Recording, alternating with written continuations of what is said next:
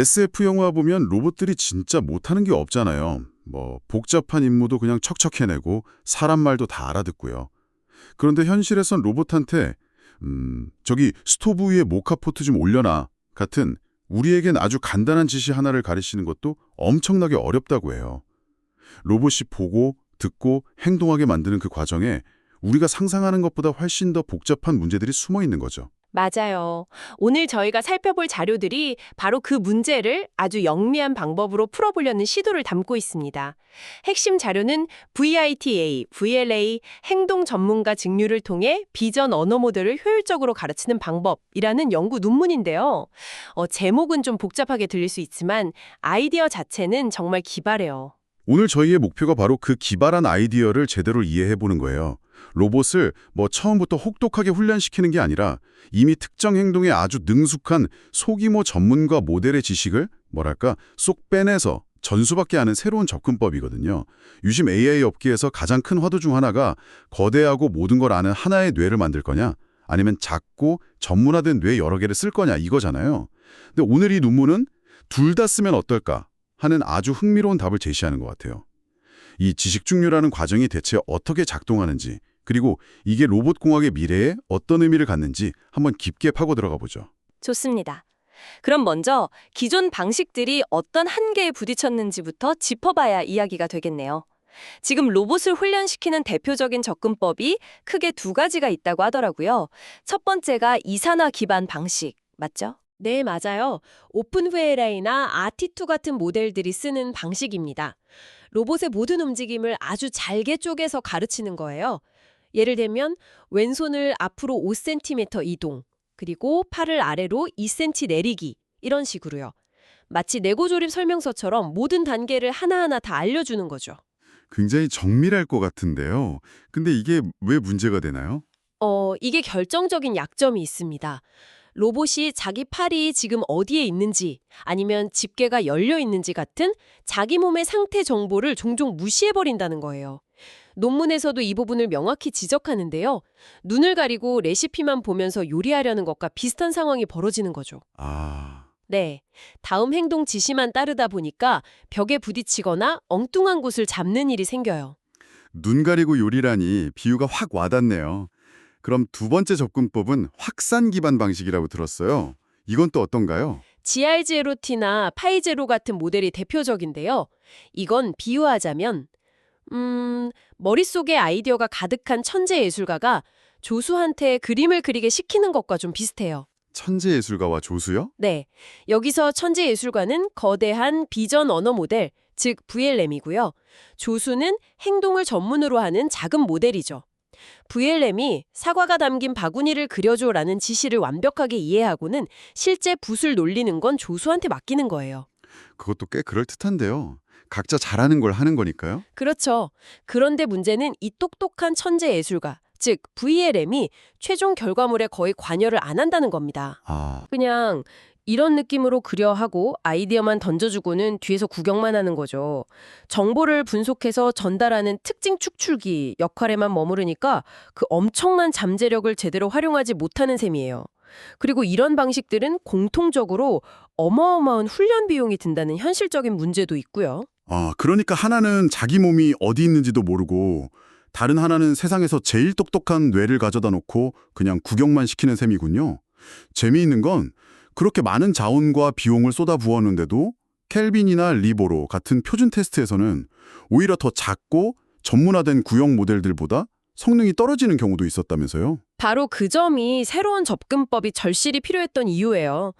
켈빈이나 리보로는 일종의 로봇용 표준 장애물 코스 같은 건데 이런 테스트에서조차 기존 방식들이 힘을 못 썼다는 건 뭔가 근본적인 변화가 필요하다는 신호였던 거죠. 자, 그래서 이 두 가지 문제, 그러니까 눈 가리고 요리하는 문제와 구경만 하는 천재 문제를 해결하기 위해 브이타 VLA가 등장한 거군요.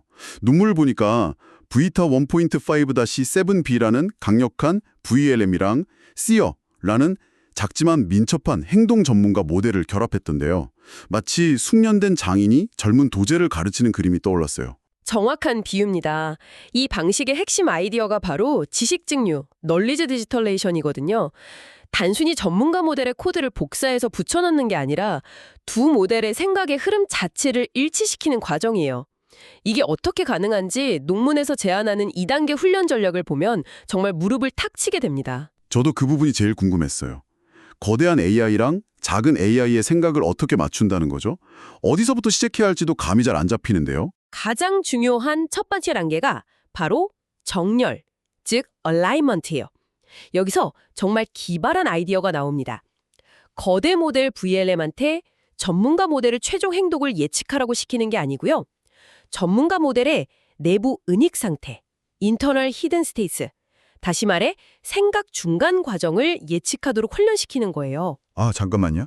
그러니까 이렇게 움직여라는 정답을 맞히게 하는 게 아니라 나는 지금 이런 생각을 하고 있어라는 그 속마음을 맞히게 한다는 건가요?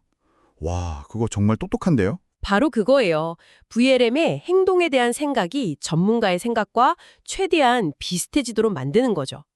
게다가 이 단계에서는 모듈 전체를 다 훈련시키는 게 아니라 약 3천만 개 정도의 아주 일부 파라미터만 업데이트해요. 아, 일부만요? 네, 그래서 굉장히 효율적이죠. 두 생각의 차이가 클수록 더 큰 페널티를 주는 평균 제곱 오차, MSE라는 방법을 써서 마치 집중 과외를 하듯 빠르게 생각의 격차를 줄여나갑니다. 알겠습니다. 그럼 그렇게 생각의 흐름이 어느 정도 비슷해지고 나면 그 다음 단계는 뭔가요? 이제 진짜 행동을 가르칠 차례인 것 같은데요. 네, 두 번째 단계가 바로 미세 조정, 엔드-투-엔드 파인 튜닝입니다. 이제 정렬이 끝났으니 전문가 모델이 행동을 출력할 때 쓰던 행동 디코더라는 부품을 떼어서 VLM에 그대로 갖다 붙여요. 아, 부품을 이식하는 거군요. 그렇죠. 그리고 전체 시스템을 함께 훈련시키는 거죠. 이 순간부터 VLM은 더 이상 구경꾼이 아니라 최종 행동을 결정하는데 적극적으로 참여하는 운전자가 되는 거예요. 드디어 천재 예술가가 직접 붓을 잡는 거군요. 맞습니다. 여기서도 디테일이 살아있는데 모든 걸 똑같은 방식으로 가르치지 않아요. 예를 들어 팔의 부드러운 움직임을 예측할 때는 한두 개의 이상한 데이터에 너무 휘둘리지 않도록 평균 절대 오차, MAE라는 방식을 쓰고요. 집게를 여닫는 것처럼 예, 아니요로 답이 정해진 문제에는 이진 교차 엔트로피, BCE라는 거기에 딱 맞는 도구를 써요.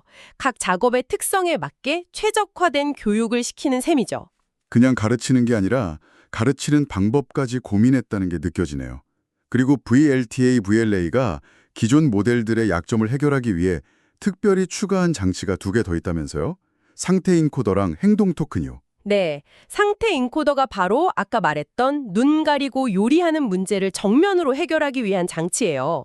로봇팔의 현재 위치나 집게 상태 같은 물리적인 정보를 명확하게 이해할 수 있는 일종의 전용 통로를 만들어준 거죠. 여기서 재밌는 일화가 있더라고요. 연기진이 처음에는 이 숫자 정보들을 그냥 텍스트처럼 VLM에 입력하려고 했다면서요? 맞아요. 그런데 그게 완전히 실패했대요. 실패요? 왜요? VLM이 5라는 글자는 이해해도 숫자 5가 갖는 물리적인 의미는 제대로 해석하지 못했던 거죠. 언어 모델의 세계에서는 숫자가 그냥 또 하나의 단어일 뿐이니까요. 그래서 결국 숫자 정보를 처리하는 전용 인코더를 따로 설계하게 된 거고요. 그게 참 흥미로워요. 거대 언어 모델이 단어는 기가 막히게 알아도 물리세계의 숫자를 이해하려면 별도의 번역기가 필요하다는 거잖아요. 그럼 행동 토큰은 어떤 역할을 하는 건가요? 그건 일종의 신호등 같은 거예요. 모델에게 자, 지금까지 본 이미지랑 들은 말이랑 네 몸 상태를 다 종합했지? 이제부터는 행동에 대해 생각할 차례야 하고 알려주는 특별한 신호죠. 아, 타이밍을 알려주는 거군요. 네, 이 신호 덕분에 모델은 언제 행동을 예측해야 하는지 명확한 기준점을 갖게 돼서 훨씬 안정적으로 작동하게 돼요. 알겠습니다. 이론은 정말 완벽하게 들리네요. 장인에게 생각의 흐름을 배우고 자기 몸 상태를 이해하는 버력기도 달고 행동할 타이밍을 알려주는 신호등까지 갖췄어요. 자, 그럼 가장 중요한 질문이죠. 그래서 이게 실제로 효과가 있었나요? 결과는 정말 놀라울 정도입니다. 우선 리베로라는 벤치마크, 그러니까 로봇 숙련도 테스트에서요. 모든 과제를 합쳐서 평균 성공률 97.3%를 달성하면서 역대 최고 성능을 기록했어요. 97.3%요? 네, 기존 최고 기록보다 11.8%나 높은 수치예요. 와, 그건 거의 완벽에 가까운 거 아닌가요? 이게 혹시 컵 하나 옮기는 그런 단순한 테스트였나요?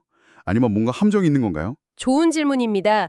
사실 그 중에서도 특히 까다롭기로 유명한 리베로 롱이라는 장기 과제 세트가 있는데 여기서는 성공률이 93.5%가 나왔거든요. 네. 이게 이전 VLA 모델들의 최고 기록보다 무려 24.5%나 급상승한 수치예요. 와, 24.5% 상승이라니? 그렇죠. 이건 복잡하고 긴 순서의 작업을 처리하는 능력이 말 그대로 비약적으로 향상됐다는 뜻이에요. 단순 반복 작업이 아니었다는 거죠. 다른 벤치마크에서도 이 정도였나요? 네, 켈빈이라는 처음 보는 환경에 얼마나 잘 적응하는지를 보는 일반화 성능 테스트에서도 VLA 기반 모델 중 최고 성능을 보였습니다. 첫 번째 과제 성공률이 92.5%에 달했죠. 하지만 뭐니 뭐니 해도 가장 중요한 건 실제 로봇에서의 테스트 결과겠죠. 그렇죠. 시뮬레이션이랑 현실은 또 다르니까요. 서랍 닦기, 컵 쌓기 같은 5가지 실제 과제를 알로아라는 로봇으로 테스트했는데요. 평균 성공률 82%를 기록했어요. 그런데 정말 놀라운 건 이게 스승 역할을 했던 시어 모델의 성공률보다 17%나 더 높다는 거예요. 와, 잠깐만요. 그럼 제자, 그러니까 브이타 VLA가 스승인 시어보다 더 잘하게 된 거네요? 이건 그냥 지식을 전수받은 게 아니라 그걸 자기 것으로 만들어서 더 발전시켰다는 뜻이잖아요. 그 부분이 저는 제일 소름 돋는데요. 맞아요. 그야말로 청출어람이죠. 이 숫자들의 진짜 의미를 정리해보면 첫째는 효율성이에요. 거대한 모델을 처음부터 훈련시키는 것보다 훨씬 적은 자원으로도 고성능 로봇을 만들 수 있는 길을 열었다는 거고요. 둘째는 효과성이죠. 지식 증류라는 방식이 정말로 작동한다는 걸, 작고 정밀한 모델의 제어 능력을 크고 범용적인 모델에 성공적으로 이식할 수 있다는 걸 증명한 셈이에요. 그러고 보니 논문에 아주 결정적인 실험 결과가 하나 더 있었어요. 만약 VLM, 즉 그 거대한 천재 모델이 배우려는 노력 없이 그냥 구경만 하도록 고정시켜두면 어떻게 될까 하는 실험이요. 네, 아주 중요한 포인트입니다. 그 질문에 대한 답을 찾기 위해 연구진이 실제로 VLM을 고정시킨 채 훈련을 시켜봤는데 결과가 어땠을 것 같으세요? 글쎄요, 그래도 스승이 있으니까 어느 정도는 하지 않았을까요? 한 절반 정도? 성공률이 45.3%로 급락했어요. 아, 정말 반토막이 났네요. 네, 이 실험 결과가 우리에게 알려주는 건 아주 명확합니다. VLM이 단순히 지켜보는 관찰자가 아니라 행동을 제대로 배우기 위해서는 스스로 적극적으로 변해야 한다는 사실이에요. VLM의 내부 지식 구조 자체가 물리적인 행동에 맞게 바뀌어야만 진짜 학습이 일어난다는 거죠. 오늘 분석을 정리해보면 위타 VLA는 정말 로봇 훈련의 새로운 패러다임을 제시한 것 같아요. 숙련된 장인이 도제에게 기술의 정수를 가르치듯 크고 박식한 모델이 작고 전문적인 모델로부터 기술을 전수받게 함으로써 로봇을 더 똑똑하고 또 더 효율적으로 훈련시키는 새로운 길을 활짝 열었네요. 맞아요. 이건 단순히 블록을 더 잘 쌓게 되었다는 것 이상의 의미를 가집니다. 몇 달씩 관리는 재훈련이나 방대한 데이터 없이도 새로운 작업을 훨씬 유연하게 배울 수 있는 그런 범용 로봇의 가능성을 보여준 거니까요. 오늘날 AI가 가진 놀라운 시각 및 언어 이해 능력과 우리가 발 딛고 사는 이 물리적인 현실 세계 사이의 깊은 간극을 메우는 정말 중요한 한 걸음이라고 할 수 있습니다. 듣고 보니 정말 그렇네요.